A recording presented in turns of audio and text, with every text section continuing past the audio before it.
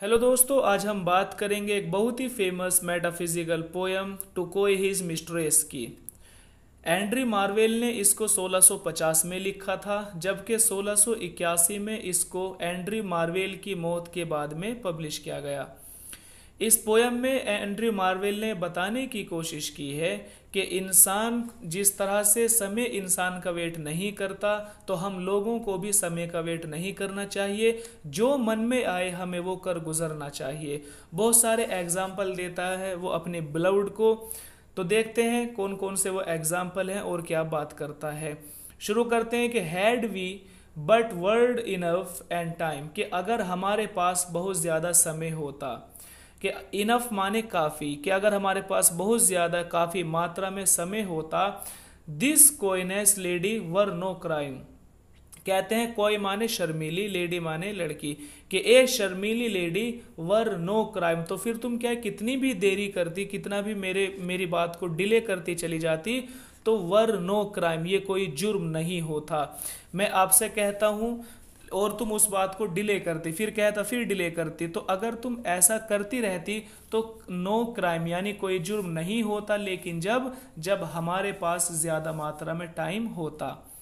तो हम क्या करते, फिर वी शुड सिट डाउन, हम दोनों चुपचाप जो है खामोशी से बैठे रहते, एंड थिंक, और फिर हम सोचते, विच वे टू वॉक यानी हम किस दिशा में जाएं, कि हम आराम से बैठते, हम सोचते कि हम किस दिशा में हमें जाना है, and pass our long love's day, और हम ये भी सोचते कि हमें अपने ये जो एक बहुत बड़ा प्यार भरा दिन है हम उसे कैसे पास करेंगे, कैसे उसको गुजारेंगे। हम बिल्कुल शांति के साथ बैठकर इन सारी बातों को सोचते।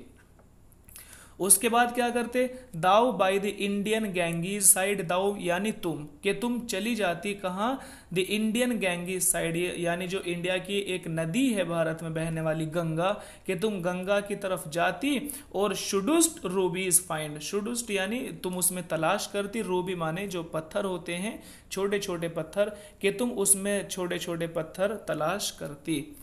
और मैं क्या करता, आई by the Tide of hammer, और फिर मैं हेम्बर जो है इंग्लैंड में एक नदी है, फिर मैं वहां जाता, वुड कंप्लेन, और मैं वहां बैठकर कंप्लेन करता, शिकायत करता। I would love you 10 years before the flood, और अगर हमारे पास बहुत बड़ी मात्रा में टाइम होता तो मैं क्या करता, कि आई वुड लव यू, मैं तुम्हें प्यार करता 10 years बिफोर द फ्लड, के नूह की फ्लड से 10 साल पहले से। नूह की फ्लड ये एक बाइबल में बहुत अच्छा सा एक वाकया है, कि नूह ने एक बहुत बड़ी कश्ती तैयार की थी, और उस समय जो फ्लड आई थी, जो बाढ़ आई थी, ये उस समय का जिक्र है।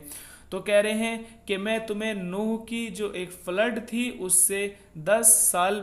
साल पहले से प्यार करता। And you should if you please refuse, और ये कह रहे हैं कि यू शुड रिफ्यूज, कि तुम मना कर सकती थी, इफ यू प्लीज अगर तुम्हें सही लगता, कि अगर तुम्हें सही लगता, तुम ठीक मानती, तो तुम मेरे प्यार को रिजेक्ट कर सकती थी। Till the conversion on the Jews, यहाँ तक के जो ज्यूज हैं वो अपने धर्म को चेंज कर कर क्रिश्चियन बन जाएं। यानी हमारे पास कोई जल्दी नहीं होती, तुम बिल्कुल डिले करती, और यहाँ तक डिले करती अपने लव को और हमारे लव को, जब तक कि जो यहूदी हैं वो क्रिश्चियन नहीं बन जाते। माई वेजिटेबल लव शुड ग्रो, जो मेरा वेजिटेबल लव है शुड ग्रो, वो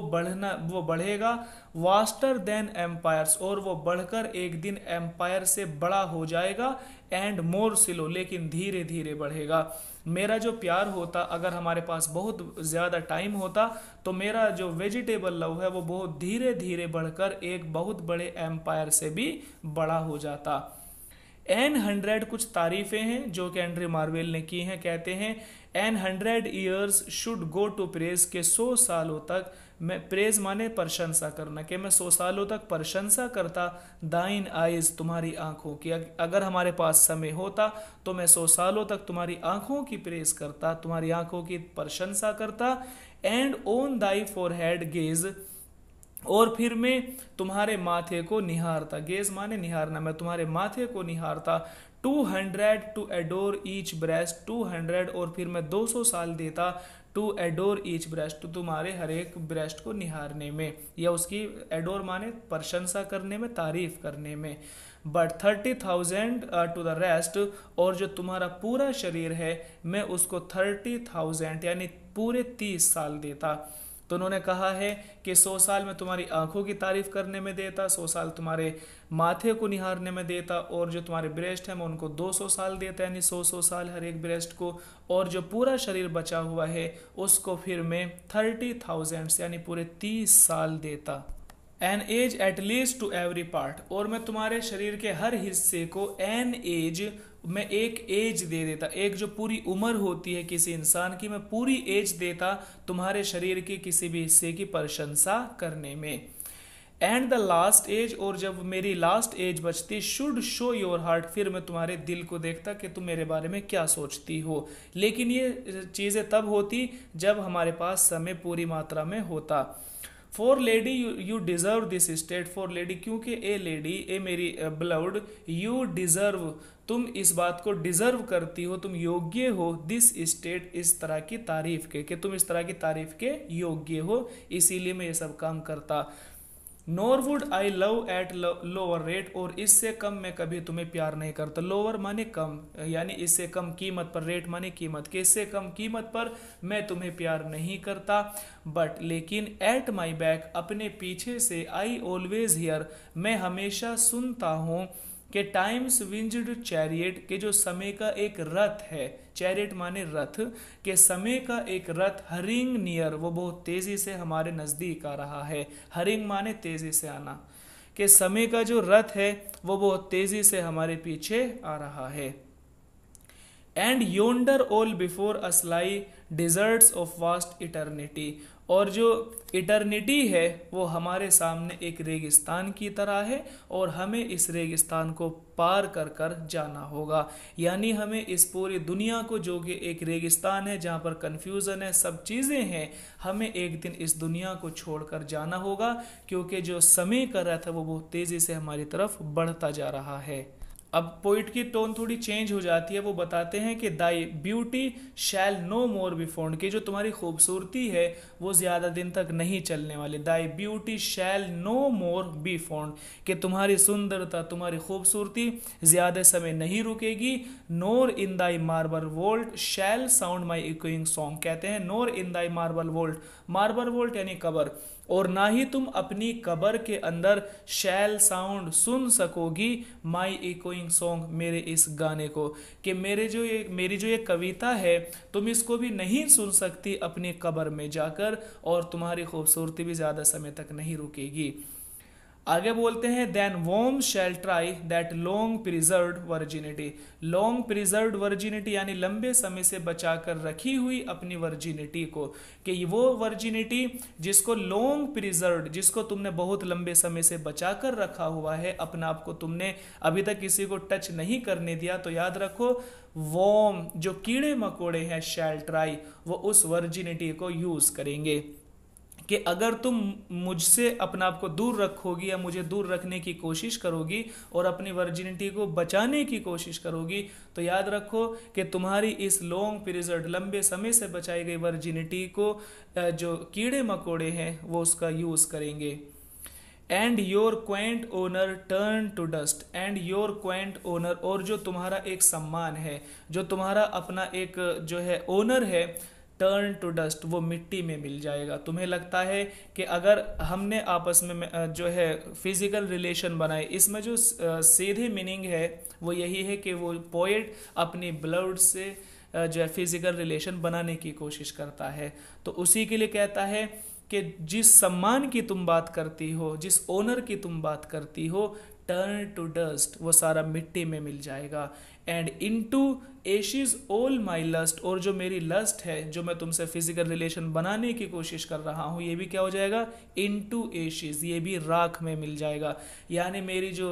उम्मीदें हैं, जो मेरी डिज़ायर्स हैं, वो भी मिट्टी में मिल जाएंगी, और जो तुम्हारा सम्मान है ये भी मिट्टी में मिल जाएगा। The Graves fine and private place, मुझे पता है कि ग्रेव इज़ अ फाइन, के जो कब्र है वो बहुत अच्छी होती है, एंड प्राइवेट प्लेस, और बहुत ही प्राइवेट प्लेस है। But none I think do there embrace, लेकिन फिजिकल रिलेशन की बात तो दूर है, वहाँ पर आपस में लोग गले भी नहीं मिल सकते। आई थिंक मुझे ऐसा लगता है। बट नन, लेकिन कोई भी इंसान डू देयर एम्ब्रेस, वहाँ गले भी नहीं मिल सकता। I think,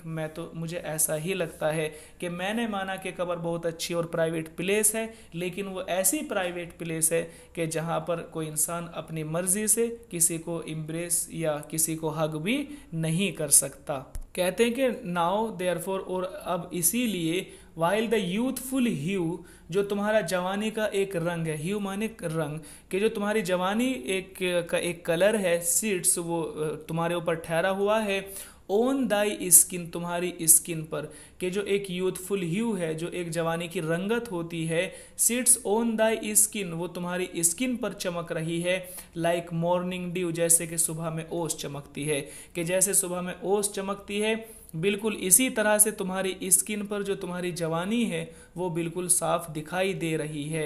and while thy willing soul transpires at every pore with instant fires, and while, और जबकि दाई विलिंग सोल, तुम्हारी जो आत्मा है वो उम्मीद करती है, वो भी डिजायर कर रही है, at every pore with instant fires, और उसके भी पोर पोर में, यानी तुम्हारी आत्मा में भी पूरी तरह से फायर्स है, यानी पूरी तरह से लस्ट है, कि जो तुम्हारी आत्मा है वो उम्मीद करती है, वो भी डिजायर करती है, और उसके अंदर पूरी तरह से लस्ट भरी हुई है। फायर माने लस्ट, पूरी तरह से लस्ट है। तो इसीलिए नाउ अब लेट अस स्पोर्ट अस, हमें एक दूसरे को स्पोर्ट करना चाहिए, हमें एक दूसरे को इंजॉय करना चाहिए, वाइल वी में, जबकि हम कर सकते हैं, कि जबकि हम एक दूसरे को इंजॉय कर सकते हैं, एक दूसरे के साथ फिजिकल रिलेशन बना सकते हैं, तो लेट अस स्पोर्ट अस, तो फिर हमें बना लेने चाहिए। एंड नाउ, और अब, like amorous birds of prey, और अब हम किस तरह से हैं, like amorous birds of prey, जैसे कि बर्ड्स ऑफ प्रे होते हैं, शिकार के जो पक्षी होते हैं, जब एक दूसरे को शिकार तलाश कर लेते हैं तो एक दूसरे को शिकार करते हैं। तो शिकारी पक्षियों की तरह हमें भी एक दूसरे को इंजॉय करना चाहिए। तो कहते हैं कि rather at once our time devour, और इससे बेहतर कुछ नहीं होगा कि एट वंस, के एक समय पर, अवर टाइम डेवर, हमारा टाइम ख़त्म हो जाएगा, कि हमें एक दूसरे को इंजॉय कर लेना चाहिए। जैसे कि शिकारी पक्षी जब अपने शिकार को देख लेता है तो उसके शिकार करने की कोशिश करता है। तो तुम मेरा शिकार हो और मैं तुम्हारा शिकार हूँ, तो हमें एक दूसरे को इसी तरह से देखना चाहिए। इससे बेहतर rather at once our time devour, इससे बेहतर यानी फिर तो यही होगा कि एट वंस के फौरन ही अवर टाइम डिवोर, हमारा समय ख़त्म हो जाएगा अगर हमने ऐसा नहीं किया। Than languish in his slow chapped power, और जो हमारी ये पावर है, जो हमारी ये क्षमता है, जो हम कर सकते हैं, ये क्षमता भी कैसी हो जाएगी, लैंग्विश, ये भी ख़त्म हो जाएगी। हमारी पावर, हमारी एनर्जी, सब चीज़ें ख़त्म हो जाएंगी समय के साथ में। कहते हैं कि let us roll all our strength and all our sweetness up into one ball, कि हमें क्या करना है, रोल, हमें इकट्ठा कर देना है, कहाँ क्या चीज़ें, अवर स्ट्रेंथ, अपनी पावर को, एंड ऑल आवर स्वीटनेस, और हमारे अंदर जो भी डिज़ायर्स हैं, सारे डिज़ायर्स को, इनटू वन बोल, किसी एक बोल के अंदर, कि हमें अपनी सारी एनर्जी को, अपनी सारी डिज़ायर्स को एक बोल के अंदर इकट्ठा कर लेना है। And tear our pleasures with rough strife through the iron gates of life, कहते हैं एंड टीयर, और हमें अलग करना होगा, हमें सेपरेट करना होगा, आवर प्लेजर, अपने प्लेजर को, विद रफ स्ट्राइफ, जो कि जिंदगी में और इस दुनिया के जो भी संघर्ष हैं, उन संघर्ष से हमें अपने प्यार को अलग कर कर रखना होगा।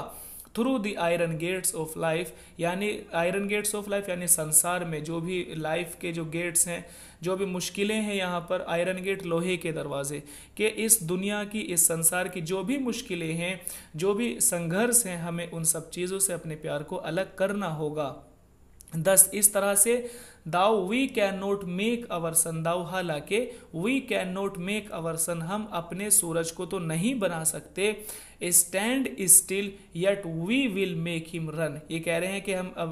We can not make our sun stand still, कि हम अपने सूरज को तो नहीं रोक सकते, स्टिल माने स्थिर कर देना, उसको एक जगह रोक देना, कि हम अपने सूरज को तो एक जगह नहीं रोक सकते, येट, फिर भी, we will make him run, उसको हम ऐसा बना सकते हैं कि वो हमारे हिसाब से चलेगा। ठीक है, तो दोस्तों समझ आ गई होगी, आज के लिए इतना काफ़ी है। सुनने के लिए धन्यवाद, आपका दिन शुभ हो।